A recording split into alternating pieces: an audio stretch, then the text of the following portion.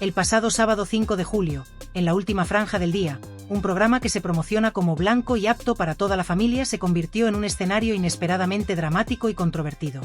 Lo que debía ser un espacio ligero y familiar terminó abordando temas de una gravedad y sensibilidad extremas, dejando una sensación de incomodidad entre la audiencia.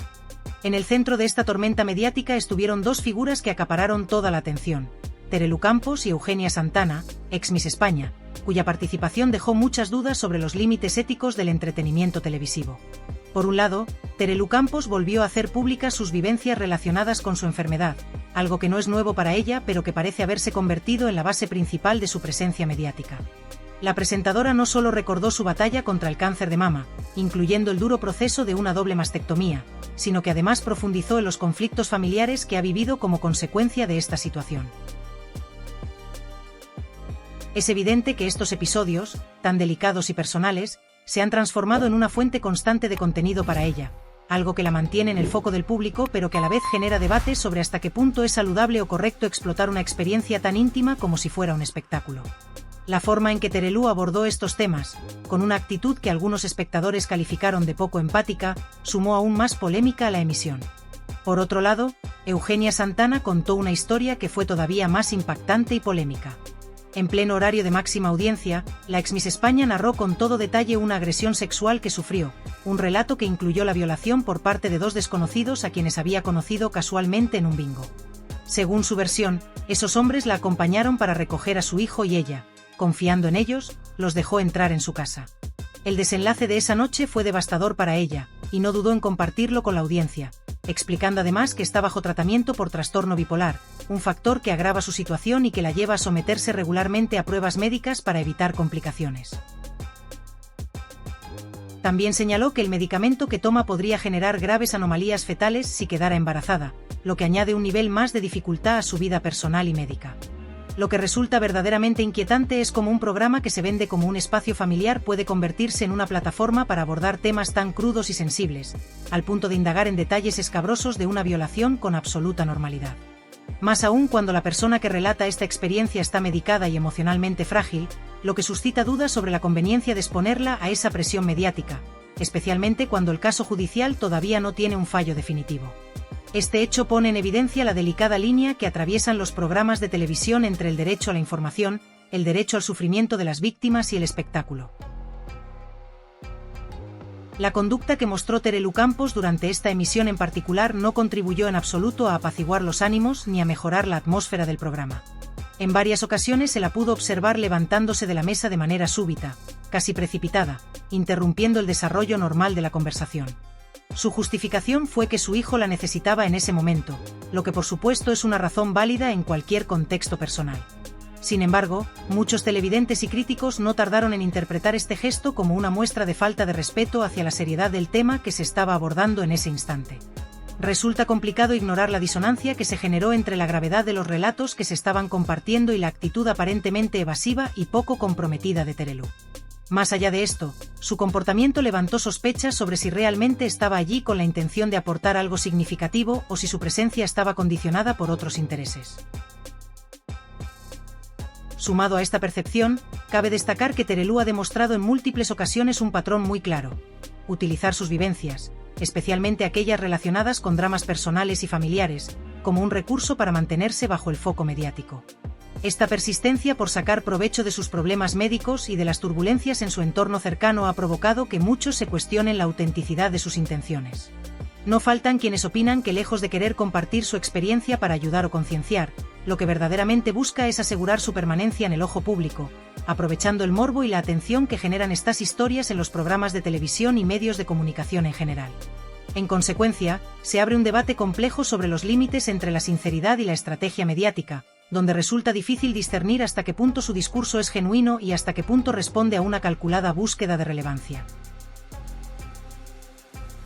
En términos generales, este episodio televisivo, que originalmente debería haberse planteado como un espacio de entretenimiento ameno, ligero y accesible para toda la familia, se transformó en un escenario donde se expusieron heridas personales profundas y dolorosas, con un tratamiento que dejó mucho que desear, especialmente en materia de sensibilidad y ética periodística. La línea editorial y la conducción del programa mostraron serias deficiencias al manejar temas tan delicados, lo que quedó evidenciado durante la intervención de Eugenia Santana. Su relato, que incluía detalles explícitos y desgarradores sobre una agresión sexual, junto con la descripción de las secuelas físicas y emocionales que arrastra, fue abordado por los entrevistadores con preguntas que rozaron lo invasivo e inapropiado, sin que parecieran tener en consideración el estado vulnerable de la víctima, quien además se encuentra bajo medicación y lucha contra trastornos mentales. Este contraste entre el contenido y el formato generó una sensación de incomodidad generalizada. El programa, que se anuncia y promociona como blanco y familiar, no demostró estar preparado para tratar con la seriedad y el respeto que merecen estas cuestiones. Más bien, pareció aprovecharse de la conmoción para atraer espectadores, poniendo en entredicho la profesionalidad y el compromiso ético de quienes conducen y producen el espacio. En este contexto, la figura de Terelu Campos añade una capa adicional de complejidad, pues su protagonismo basado en la exposición pública de su drama personal convierte el programa en un espacio donde la línea entre la información y el espectáculo se difumina peligrosamente. Por último, esta emisión dejó al descubierto las tensiones inherentes y las contradicciones que surgen cuando un espacio televisivo intenta presentarse como un refugio familiar y seguro, pero al mismo tiempo se adentra en temáticas que requieren un tratamiento mucho más delicado y responsable. La combinación entre la explotación del sufrimiento personal y la búsqueda de altos índices de audiencia plantea serias dudas sobre la responsabilidad social que deberían asumir los medios de comunicación. En definitiva, abre una reflexión necesaria acerca de los límites que deberían marcarse a la hora de contar historias reales, para no convertir el dolor ajeno en mero entretenimiento. Más allá del inevitable morbo que generan estos relatos y la polémica que despiertan, es fundamental considerar el impacto que este tipo de contenidos puede tener, tanto las personas que se ven obligadas a revivir sus traumas públicamente como en aquellos que los consumen desde la pantalla, moldeando su percepción de la realidad y de la empatía hacia el sufrimiento humano. Resulta bastante inquietante observar cómo, en la actualidad, ciertos espacios televisivos parecen haber perdido completamente el rumbo y la perspectiva, hasta el punto de ofrecer contenidos que no solo dejan mucho que desear en cuanto a calidad, sino que también generan una sensación de desconcierto entre quienes lo siguen. Las cifras de audiencia hablan por sí solas y son un claro reflejo de esta realidad. Mientras programas con propuestas más sólidas y entretenidas logran captar a casi un cuarto de la audiencia total, como fue el caso de Tu cara me suena, que ayer superó el 24% de cuota de pantalla con su emocionante semifinal. El programa, que abordó temas de gran complejidad y sensibilidad, apenas logró alcanzar un pobre 10%, un dato que no solo es decepcionante, sino que invita a reflexionar sobre el impacto real y la recepción que tiene la programación basada en el morbo y el drama superficial.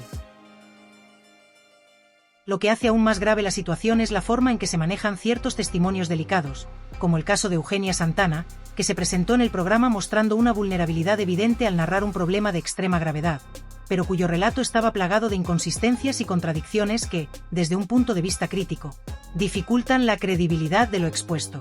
Por ejemplo, resulta incomprensible cuando ella asegura que su hijo no sabe nada acerca de lo ocurrido, pero luego se menciona que el menor estaba presente durante los hechos, lo que plantea serias dudas sobre la coherencia del testimonio y la rigurosidad con la que se planteó la entrevista.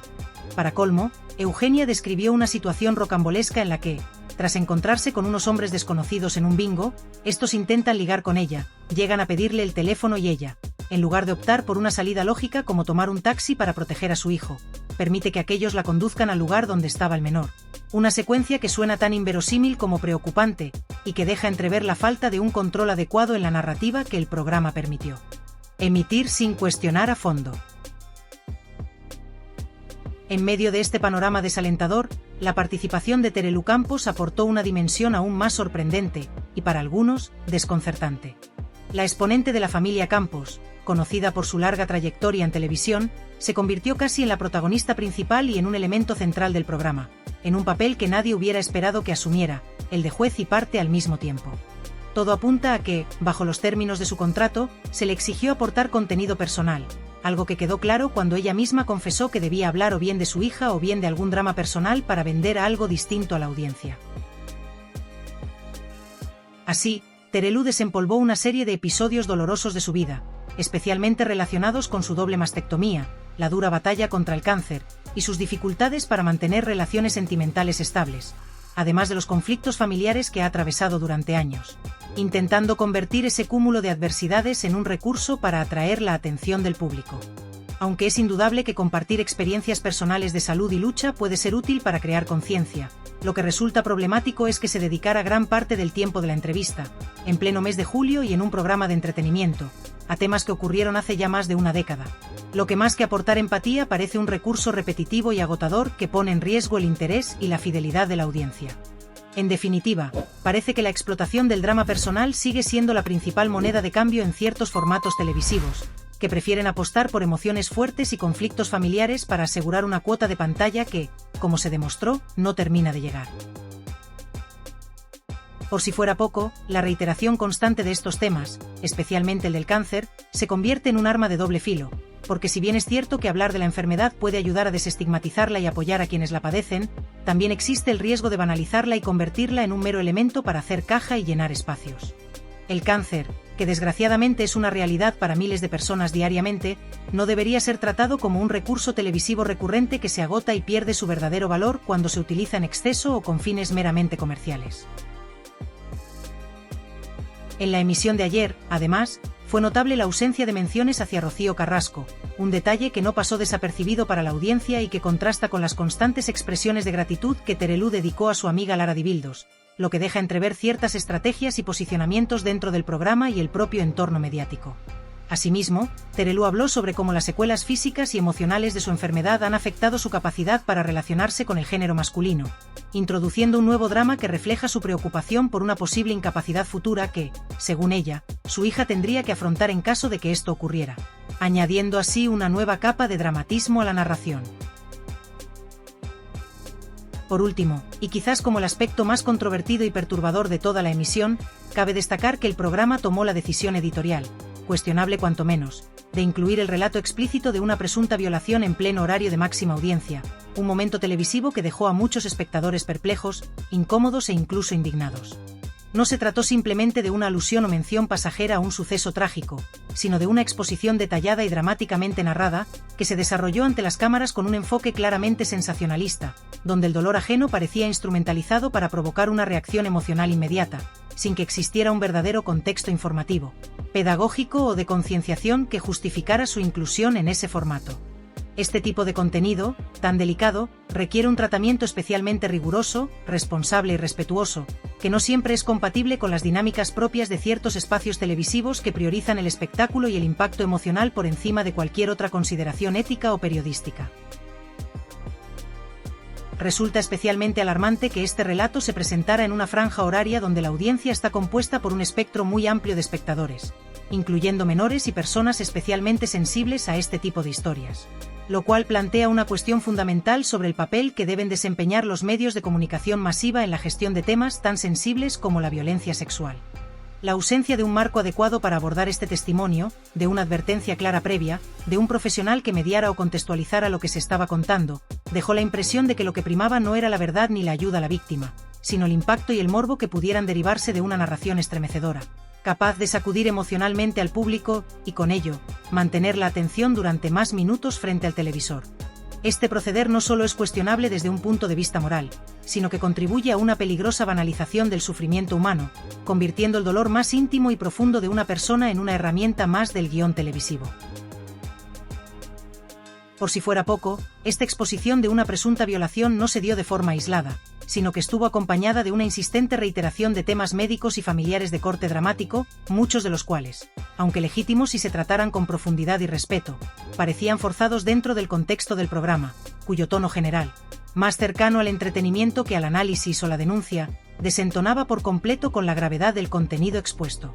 Se volvió, una vez más, a recurrir a las enfermedades, a las pérdidas, a los conflictos personales, a los traumas y a los dolores pasados como si se tratara de fichas en una partida cuyo objetivo es mantener en vilo al espectador, generando una mezcla de tristeza, compasión y escándalo que garantice comentarios en redes sociales y retención de audiencia.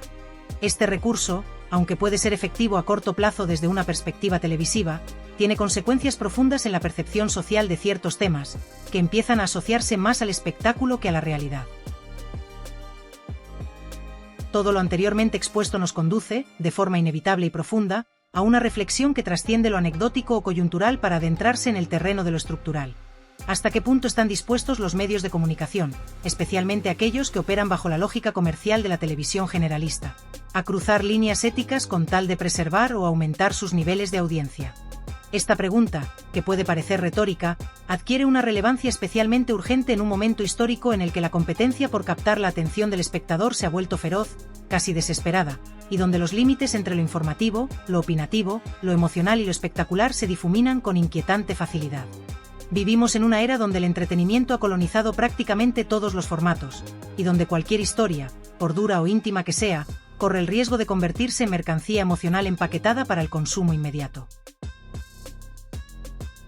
Ante este panorama, se impone con urgencia la necesidad de establecer de una vez por todas una línea clara, firme e infranqueable entre lo que significa informar, es decir, transmitir hechos con rigurosidad, respeto, contexto y veracidad, y lo que implica entretener, que tiene otros fines, otros ritmos, otras lógicas, y que no puede ni debe utilizar sin filtro la realidad más cruda como si se tratara de una simple herramienta narrativa.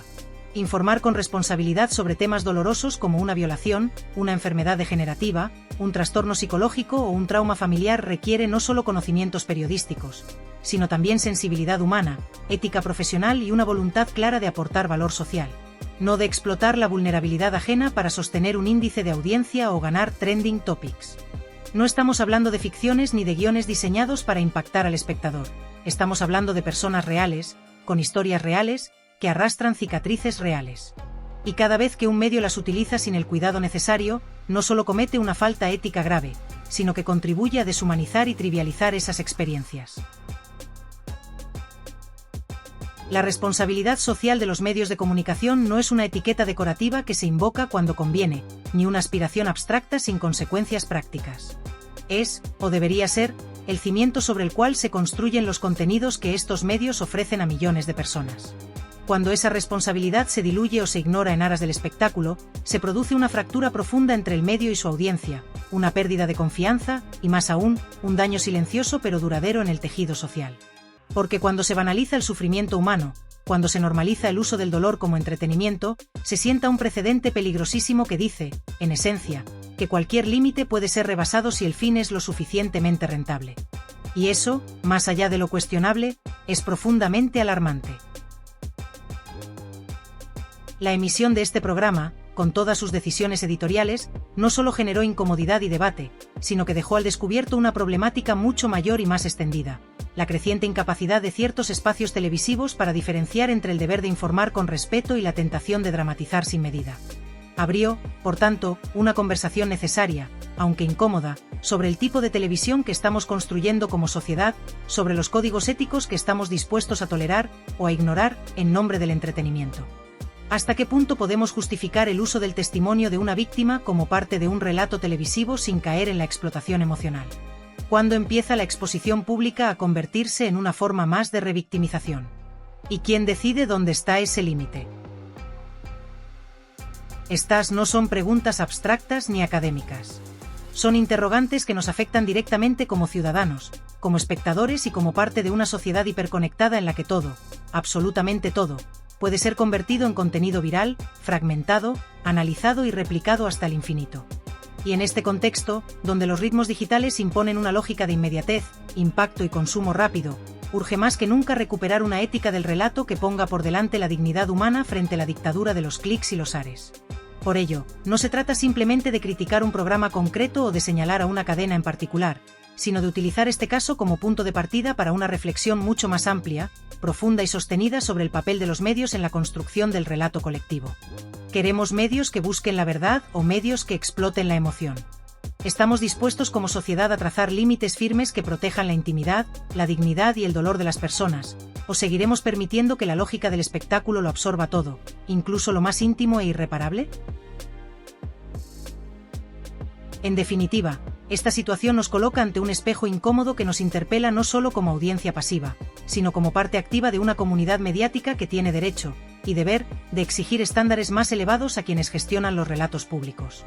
Me gustaría, por tanto, abrir este espacio de reflexión no desde el juicio ni desde la condena, sino desde la necesidad urgente de replantearnos los códigos éticos que rigen nuestros medios, y de preguntarnos con honestidad si estamos dispuestos a seguir normalizando este tipo de contenidos o si ha llegado el momento de decir basta. Os invito, sinceramente, a compartir vuestras opiniones, vuestras percepciones y vuestros desacuerdos, porque esta conversación no es solo pertinente, es imprescindible. Más allá del programa, más allá de la polémica concreta, lo que está en juego aquí es mucho más profundo. Se trata de qué tipo de medios queremos tener. Se trata, en última instancia, de qué tipo de sociedad queremos ser.